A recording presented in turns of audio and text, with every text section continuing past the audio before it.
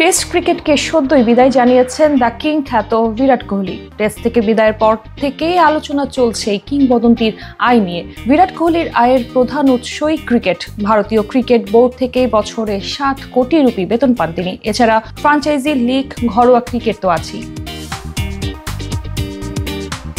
ভারতীয় গণমাধ্যম এনডিটিভির তথ্য মতে বর্তমানে বিরাট কোহলির মোট মূলধন 1000 কোটি রুপিরও বেশি। বিশ্বের অন্যতম ধনী ক্রিকেটবিদের তালিকায় শীর্ষের দিকেই রয়েছেন এই ক্রিকেটার। অপরদিকে তার স্ত্রী বলিউড অভিনেত্রী আনুশকা শর্মার অর্জিত অর্থ 1250 কোটি রুপি ছাড়িয়ে গেছে।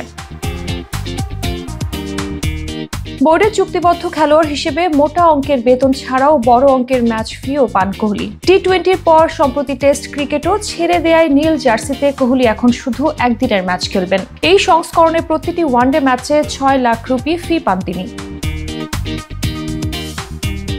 আইপিএল এ রয়্যাল চ্যালেঞ্জার্স বেঙ্গালুরুর খেলোয়াড় হিসেবে প্রতি মৌসুমে তার ব্যাংক অ্যাকাউন্টে জমা হয় 15 কোটি রুপি। এছাড়াও বহুমাত্রিক ব্যবসায়িক অংশীদারিত্ব এবং বিভিন্ন পণ্যের শুভেচ্ছা দূত হিসেবে তার বাজার মূল্য অত্যন্ত চড়া। আবাসন খাতেও বিপুল পরিমাণ পুঁজি বিনিয়োগ করেছেন কোহলি। তার গাড়ি বিলাসিতার চর্চা হয় হরহামেশায়। বিলাসবহুল দামি গাড়ি ব্যবহারে তার শখের কোনো সীমা নেই।